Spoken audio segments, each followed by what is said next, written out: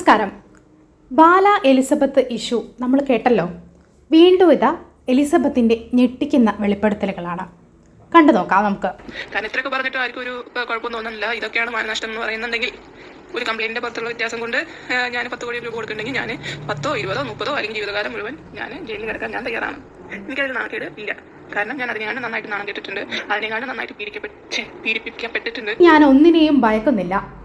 എലിസബത്തിന് തൻ്റെ താഴെ കമൻറ്റ് ബോക്സിൽ വന്നിട്ടുള്ള കമൻറ്റിന് നേരെ എലിസബത്ത് പറയുന്ന പ്രസ്താവനയാണിത്. ഇതിൽ കൂടുതൽ ഭയക്കാൻ എൻ്റെ ജീവിതത്തിൽ ഇനിയൊന്നുമില്ല. ഞാൻ ഒരുപാട് സഹിച്ചു, ഒരുപാട് ക്ഷമിച്ചു. ഇനി ഞാൻ ഒന്നിനെയും പേടിക്കുന്നില്ല. 10 കോടി വേണമെന്ന് ചോദിച്ചാൽ 10 കോടിയൊന്നും എൻ്റെ കയ്യിൽ കൊടുക്കാനില്ല. അങ്ങനെ വേണ്ടി വന്നാൽ ഞാൻ ജയിലിൽ കിടക്കാനും തയ്യാറാണ്. കാരണം ഇതിൽ കൂടുതൽ ഞാൻ ഇനി അനുഭവിക്കാനില്ല എന്നാണ് എലിസബത്ത് പറഞ്ഞു വെക്കുന്നത്. മരിച്ചാലാണ് നീതി കിട്ടുള്ളൂ, അതിനു മുമ്പ് ആൾക്കാർ എന്ത് പറഞ്ഞാലും നീതി കിട്ടില്ല എന്നൊക്കെ പറയുന്നുണ്ട്. ആക്ച്വലി മരിച്ചാലും നീതി കിട്ടാത്ത കുറെ സംഭവങ്ങൾ നമ്മുടെ നാട്ടിൽ നടക്കുന്നുണ്ട്. ഈ മരിച്ചിട്ട് നീതി കിട്ടുന്നൊന്നും എനിക്ക് ഉറപ്പില്ല. വലിയ ആൾക്കാരാണ് ഓപ്പോസിറ്റ് നിൽക്കണമെങ്കിൽ മരിച്ചാലും നമുക്ക് നീതി കിട്ടില്ല. കൊലപാതകം, ചിലപ്പോൾ സൂയിസൈഡ് ആവാം, അങ്ങനെ പല കാര്യങ്ങൾ മാറാം. അല്ലെങ്കിൽ വേറെ ഡീഫേമിങ് ചെയ്തിട്ടുള്ള പല കേസുകളും വരാം. ഇത്ര ക്ലിയർ ആയിട്ടൊരു ത്രെറ്റനിങ്ങും അതുപോലെ തന്നെ അത് കഴിഞ്ഞ് കുറച്ച് മണിക്കൂറുകൾക്കുള്ള ഒരു ത്രെറ്റനിങ് പോലത്തെ ഒരു വീഡിയോ, എനിക്കതിൽ ത്രെറ്റനിങ് വീഡിയോ ആയിട്ട് തോന്നിയത്. കാരണം നീ ഇങ്ങനെയൊക്കെ ഇനിയും കണ്ടിന്യൂ ചെയ്താൽ ഞാൻ പലതും ഇടും. ഓക്കെ, അങ്ങനെയാണ് ഞാൻ മനസ്സിലാക്കിയത് ആ വീഡിയോന്ന്.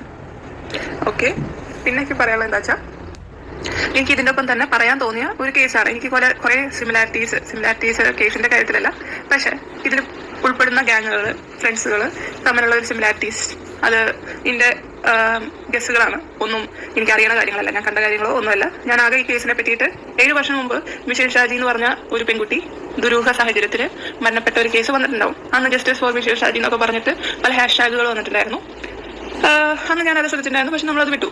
പക്ഷെ ഒരു 11 മാസം മുമ്പ് ശ്രീകണ്ഠൻ നായർ ഷോയില് ഇവരുടെ പാരന്റ്സ് വന്ന് കരഞ്ഞിട്ട് അവർക്ക് അനുഭവിച്ച, അതായത് കേസ് കൊടുക്കാൻ നടക്കുമ്പോൾ അനുഭവിച്ച കാര്യങ്ങളും അതിലുണ്ടായിരുന്ന കുറെ കാര്യങ്ങളൊക്കെ ആ ഒരു ഷോയിൽ പറയുന്നുണ്ട്. നിങ്ങൾക്ക് യൂട്യൂബിൽ അടിച്ചു കഴിഞ്ഞാൽ ഈ കേസ് ശ്രീകണ്ഠൻ നായർ ഷോ എന്നൊക്കെ പറഞ്ഞ് അടിച്ചു കഴിഞ്ഞാൽ ആ ഒരു കാര്യം കേൾക്കാം. അത്യാവശ്യം വലിയൊരു വീഡിയോ ആണ്. അതിൽ പല ആൾക്കാരുടെയും പേരുകൾ എടുത്തു പറയുന്നുണ്ട്, എവിടെയാണ് സ്ഥലം എടുത്തു പറയുന്നുണ്ട്. അപ്പോൾ ഈ പല പേരുകളും ഞാൻ കേട്ടിട്ടുള്ളതാണ്. ഈ ഒരു ഗ്യാങ്ങിലത്തെ ആൾക്കാരുടെ പേരുകൾ ഞാൻ കേട്ടിട്ടുള്ളതാണ്. അതുപോലെ തന്നെ അവർ പറഞ്ഞൊരു സംഭവമുണ്ട്, അവരുടെ ഈ പോസ്റ്റ്മോർട്ടം ഫസ്റ്റ് വേറൊരു ഹോസ്പിറ്റലായിരുന്നു, ഹോസ്പിറ്റലിന്റെ പേരൊന്നും പറയില്ല. ആദ്യം വേറൊരു ഹോസ്പിറ്റലായിരുന്നു പോസ്റ്റ്മോർട്ടം ചെയ്യാൻ ഉദ്ദേശിച്ചിട്ടുണ്ടായിരുന്നു. പക്ഷേ സഡനായിട്ട് കോൾ വന്നിട്ട് അവരെ വേറെ ഒരു ഹോസ്പിറ്റലിലേക്ക് പോസ്റ്റ്മോർട്ടത്തിന് മാറ്റിയിരുന്നു. അത് പിന്നെ അങ്ങനെ മാറ്റിയിട്ടുള്ള ഒരു സംഭവമൊക്കെ അവർ പറയുന്നുണ്ട്. ആ ഹോസ്പിറ്റലിൽ തന്നെ വേറൊരു കേസ് വന്നിട്ടുണ്ട്. ആ കേസ് വന്നതെന്ന് പറഞ്ഞാൽ മോൺസൺ കേസ് വന്നപ്പോൾ അവിടെ എന്താണ് ഒരു കുട്ടിയുടെ, അതായത് മാനസികമായിട്ടും ശാരീരികമായിട്ടും പീഡിപ്പിക്കപ്പെട്ടു എന്നാരോപിച്ച ഒരു പെൺകുട്ടിയുടെ എന്താ പറയാ ഹെൽത്ത് ചെക്കപ്പിനെ അങ്ങോട്ട് കൊണ്ടുപോയിട്ട് അവരോട് മോശമായിട്ട് പെരുമാറി ആ മെഡിക്കൽ കോളേജിലത്തെ ആൾക്കാർ അല്ലെങ്കിൽ ആ ഹോസ്പിറ്റലിലത്തെ ആൾക്കാർ എന്നൊക്കെ പറഞ്ഞിട്ട് ഒരു ന്യൂസൊക്കെ അന്ന് വന്നിട്ടുണ്ടായിരുന്നു. നോക്കുമ്പോൾ രണ്ടും സെയിം ഹോസ്പിറ്റലാണ്. പിന്നെ ഞാൻ ഇപ്പോൾ പറഞ്ഞ പേരുകൾ അവരെടുത്തെടുത്ത് 1-2 ആൾക്കാരുടെ പേര് പറയുന്നുണ്ട്. അപ്പോൾ ഇതൊക്കെ ഒരു ഫ്രണ്ട് ലിസ്റ്റിൽ അല്ലെങ്കിൽ ഇടയ്ക്കിടയ്ക്ക് ഇതിന്റെ മുന്നിൽ പ്രത്യക്ഷപ്പെടുന്ന ആൾക്കാരുടെ മുഖങ്ങളാണ് ആള്. അപ്പോൾ അതിൽ എനിക്ക് കുറച്ച് ഡൗട്ടുകളുണ്ട്. എനിക്കറിയില്ല, എനിക്ക് അതുകൊണ്ട് തന്നെ ഈവൻ ഇന്നാരെങ്കിലും കൊന്നാലോ അല്ലെങ്കിൽ എന്റെ ഫാമിലിനെ മൊത്തം കൊന്നാലോ അതിനൊക്കെ ഒരു നീതി കിട്ടുമെന്ന് എനിക്ക് വലിയ പ്രതീക്ഷയൊന്നുമില്ല. പക്ഷേ എലിസബത്ത് പറഞ്ഞു വെക്കുന്ന ചില കാര്യങ്ങളുണ്ട്. ബാല എന്ന് പറയുന്ന ഒരു കൊടും ക്രിമിനലാണ്. അയാൾ ഒരു ആക്ടർ മാത്രമല്ല, അയാൾക്ക് നിരവധി ക്രിമിനൽ കേസുകളുമായിട്ട് ബന്ധമുണ്ട് എന്നുകൂടി എലിസബത്ത് പറഞ്ഞു വയ്ക്കുന്നു. വർഷങ്ങൾക്ക് മുന്നേ മരിച്ചുപോയ മിഷേലിന്റെ വധക്കേസുമായിട്ട് ബാലയ്ക്ക് പങ്കുണ്ട്. ബാലയുടെ കൂടെയുള്ള കൂട്ടാളികൾ മിക്കവരും ഈ കേസുമായി ബന്ധപ്പെട്ട ആളുകളാണ് എന്നാണ് എലിസബത്ത് പറഞ്ഞു വയ്ക്കുന്നത്. കൂടാതെ ഈ കേസിൽ ആരോപിക്കുന്ന ഒരു ഹോസ്പിറ്റലുണ്ട്. ആ ഹോസ്പിറ്റല് ബാലയുടെ കൂട്ടുകാരനായ മോൺസന്റെ ഒരു കേസുമായിട്ട് ബന്ധപ്പെട്ടതാണ്.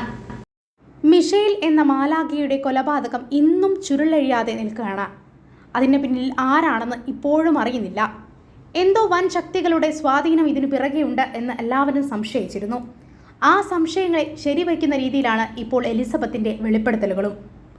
മിഷേലിനെ പോസ്റ്റ്മോർട്ടം ചെയ്ത ആ ഹോസ്പിറ്റലിനെതിരെ മിഷേലിന്റെ മാതാപിതാക്കൾ നേരത്തെ ആരോപണം ഉന്നയിച്ചിരുന്നു. മോൺസൺ കേസുമായി ബന്ധപ്പെട്ട് പീഡനത്തിനിരയായ ഒരു പെൺകുട്ടിയെ ബോഡി ചെക്കപ്പിന് വേണ്ടി വന്നത് ഈ ഹോസ്പിറ്റലിലായിരുന്നു.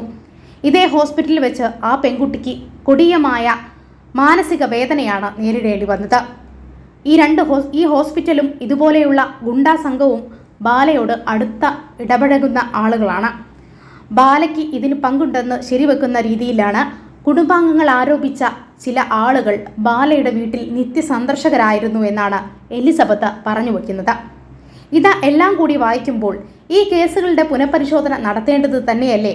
അധികാരികൾ ഉറങ്ങിക്കിടക്കാതെ ഇതിനെക്കുറിച്ചുള്ള അന്വേഷണം കൃത്യമായി വേണ്ടതാണ്. മോൺസൺ കേസുമായി ബന്ധപ്പെട്ട് ബാലയെ ചോദ്യം ചെയ്തിരുന്നു. പിന്നീട് ബാലയെ വിട്ടയച്ചു. ഇതെല്ലാം പണക്കൊഴുപ്പിന്റെ പിറകിലാണോ എന്നുള്ളത് ചിന്തിക്കേണ്ടിയിരിക്കുന്നു. ആ കേസ് തേഞ്ഞു മാഞ്ഞു പോവുകയാണ് പിന്നീടുണ്ടായത്. പണമുള്ളവന് എന്തും നേടാമെന്നുള്ള രീതിയിലേക്ക് കാര്യങ്ങൾ എത്തിച്ചേരുമ്പോൾ പൊതുസമൂഹങ്ങളുടെ വിശ്വാസമാണ് നഷ്ടപ്പെടുന്നത്. എന്താണ് നിങ്ങളുടെ അഭിപ്രായം? താഴെ കമൻറ്റ് ബോക്സിൽ രേഖപ്പെടുത്തുമല്ലോ. ചാനൽ ഇഷ്ടപ്പെട്ടെങ്കിൽ സബ്സ്ക്രൈബ് ചെയ്യണം, ലൈക്ക് ചെയ്യണം, സപ്പോർട്ട് ചെയ്യണം. താങ്ക്